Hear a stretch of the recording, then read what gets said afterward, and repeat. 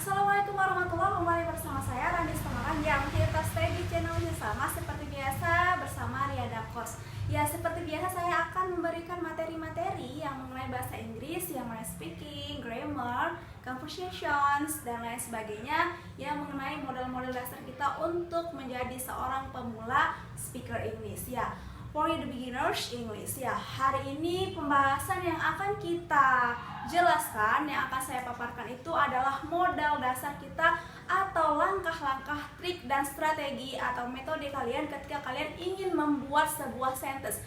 Tentunya ketika kita ingin berkomunikasi kepada orang lain, model kita itu adalah sebuah kalimat. Apa sih yang akan kita sampaikan? Ya, yang kita sampaikan itu adalah sebuah sentence yang akan kita jadikan sebagai alat untuk menjadi bahan komunikasi kita, yaitu sentence. Ya, ketika kamu ingin membuat sentence, tentunya kamu menggunakan atau membuat atau meletakkan sebuah words, ya, words by words, sehingga menjadi sebuah kompleks sentence atau kalimat yang sempurna, sehingga bisa kita komunikasikan, kita sampaikan apa yang ingin kita sampaikan kepada orang lain. Ya, hari ini sudah saya tulis di sini apa saja model-model dasar kita ketika kita ingin membuat sebuah sentence. Ya, jadi kalau kamu tidak bisa membuat sebuah sentence, bagaimana kamu ingin mengkomunikasikan suatu bahasa itu kepada orang lain? Ya, di sini ya cara membuat kalimat bahasa Inggris ya. Jadi saya akan jelaskan bagaimana sih cara membuat kalimat bahasa Inggris ya. Yang pertama itu ada subject and verb ya. Di sini ada subject and verb ya. Subjek dan kata kerja. Jadi ketika kita ingin membuat sebuah kalimat, kita harus paham dulu apa sih subjek, apa sih verb. Ya, subjek itu adalah yang paling awal kita letakkan di sebuah kalimat. Kemudian kita letakkanlah dia kata kerja. Ya, kemudian in sequence subject, verb, and object. Ya, apa saja dia? Subjek, kata kerja, dan objek. Ya, jadi tadi yang pertama itu ada subjek dan kata kerja. Kemudian yang kedua, dia lebih sempurna lagi. Setelah kata kerja ada objek. Ya, kemudian in the church subject, verb, adverb. Subjek, kata kerja, dan kata keterangan. Adverb itu kata keterangan. Kemudian in the verb subject, verb, object. Ya, subjek, kata kerja, dan kata keterangan. And then subject, verb, noun, and adjective, and adverb. Subjek, kata kerja, kata benda, kata sifat, kata keterangan. Jadi kita harus paham dulu subjek itu yang mana, kemudian kata kerja yang mana, objek yang mana, kata keterangan yang mana, kata sifat yang bagaimana, kata benda yang bagaimana. Ya, oke. Kita mulai dari yang pertama, subject and verb. Ya, subjek itu biasanya kita letak di awal kalimat. Contohnya kita gunakan subjek itu biasanya seperti I, ya, you, they, we, she, he, it. Ya, ini adalah subjek. Ya, jadi ada saya, and then kamu, and then mereka,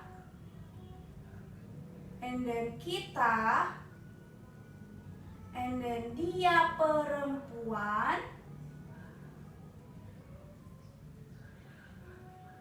kemudian dia laki-laki, ya, kata ganti untuk laki-laki, and then it's kita gunakan untuk animal and noun. Ya, jadi selain manusia itu kita gunakan it. It itu berfungsi sebagai kata ganti untuk binatang dan benda yang selain manusia. Ya, subject and verb. Oke, hari ini kita mau membuat sebuah kalimat saya belajar. Ya, saya itu sebagai subjek, ya. Sampel.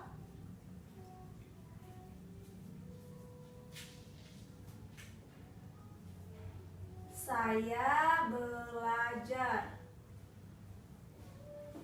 Ya. Saya itu sini posisinya sebagai subjek, and then belajar sebagai verb. Ya. Saya belajar, ya. I study. I study. Ya. Jadi ini termasuk kepada short sentence, tetapi susunannya sudah benar setelah subjek kemudian verb. I study. Ya. And then ya, jadi setelah subjek kemudian kata kerja. Kemudian kita tambahi lagi dia objek. Ya. Tadi kan subjek and verb, ya. Jadi untuk lebih kompleks lagi, lebih sempurna lagi, kita tambah dengan dia objek. Ya, I study. Apa sih yang kita jadikan objeknya? I study English. Oke, I study English. Yes. Biasanya objek itu berperan sebagai noun atau kata benda. Ya. Di sini subjek itu ada I, and verb itu ada study, and object adalah English. Yes, English as the position of object. Ya, English berposisi sebagai objek. I study English. I study English. Tadi yang pertama I study, saya belajar. And then kita tambah, kita putkan dia objek. Jadi lebih sempurna lagi, lebih kompleks. I study English. Jadi sudah lebih tertuju kalimatnya. Jadi I study English. Saya belajar bahasa Inggris. Like that. Okay. Yeah, I hope you can understand about my explanation, yeah. And then in the third strategy, subject, verb, and adverb. Ya, adverb ini apa? Kata keterangan. Ya, kata keterangan itu biasanya ada kata keterangan waktu, kata keterangan tempat, ya. Jadi kita tambah. Jadi I study English. Kita boleh tambahkan I study English di mana, jam berapa, kapan. Itu kapan, di mana itu sebagai adverb, kata keterangan. I study English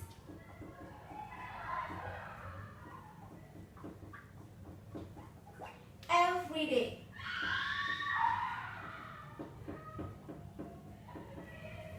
Yes, like that. Jadi I study English every day. Itu bisa kita tambahkan jadi adverb, kata keterangan waktu. Jadi di sini dia posisi everyday sebagai kata keterangan atau adverb. I study English every day. Atau kita tambah lagi, lebih ini lagi flashnya, tempatnya. I study English every day in campus. Saya belajar bahasa Inggris setiap hari di kampus. Like that. Can you understand? Okay, I hope you can understand about my explanations. And then in the first, subject, verb, object, adverb. Yes, kita sudah buat sebuah kalimat yang dijelaskan nomor 3 tadi ya. And then subject, verb, object, adverb. And then subject, verb, noun, adjective, adverb. Ya, kata kerja, kata benda, kata sifat, kata keterangan. Ya, oke. Jadi di sini juga sudah kita temukan complex sentence. I ini sebagai subjek, study sebagai verb, and English ini sebagai objek, and everyday sebagai kata keterangan waktu atau adverb, and in campus kata keterangan tempat. Like that. Oke, jadi untuk membuat sebuah kalimat lain juga seperti ini, kita contohkan. She is my lecturer. Yes, she is my lecturer. Jadi contohnya di sini ya, kita bisa lihat, she is my lecturer. She ini sebagai subjek, ya. Kemudian is ini juga sebagai kata kerja, tetapi dia bukan kata kerja yang biasa digunakan sebagai predicate. Dia hanya kata kerja bantu. Kenapa? Why? Because this about noun. We find about noun. Jadi kita temukan di sini ada lecture. Lecture itu adalah benda, dosen. She is my lecturer. Dia dosenku. She is my lecturer. Jadi kenapa di sini kita temukan dia is? Because we find author about dosen, ya, lecture. Ya, lecture itu adalah kata benda. She is my lecturer. Makanya di sini kita buat dia kata kerja bantu, ya. Posisinya sebagai kata kerja. Jadi di sini subjek, di sini kata kerja bantu. Ya. Ya, she is my lecturer. Oke. Jadi kata kerja bantu ini tergantung penggunaannya, ya. Jadi kalau dia contohnya they ini dia menggunakan are, ya. They are my teachers. Ya. Why is you footballs are? Kenapa kamu letakkan di sini are? Why? Karena di sini kita temukan they. They are my teachers, ya.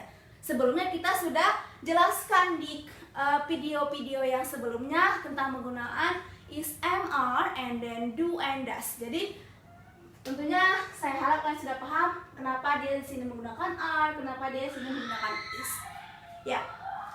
Like that. Jadi sebenarnya untuk membuat sebuah kalimat ini kita harus paham dulu mana dia subjek, mana dia objek, mana dia verb, mana dia kata sifat, mana dia kata benda, ya, mana dia kata keterangan. Setelah itu baru kita kuasai, kita lebih dalam pahami bagaimana membentuk sebuah kalimat itu, yaitu dengan dasarnya itulah bentuk keterangan waktunya. Hari ini, besok, kemarin, ya, sudah, sedang, ya, atau yang sedang berlangsung, ya, seperti itu. Atau yang akan datang, itu akan kita bahas, ya, seperti kemarin kita sudah bahas di present perfect, present tense, ya. Itu yang menjadi modelnya adalah tenses. Oke, I hope you can understand about my explanation today, ya, about cara membuat kalimat bahasa Inggris dasarnya itu bagaimana. Tentunya bisa kamu terapkan, you can apply in your conversation. Jadi kamu bisa terapkan di percakapan sehari-harimu ketika kita mau membuat sebuah kalimat atau mau berbicara. Tentunya kita harus bijak atau harus bisa dalam membuat kalimat yang benar. Oke, thank you so much for your attention and see you next time. Bye.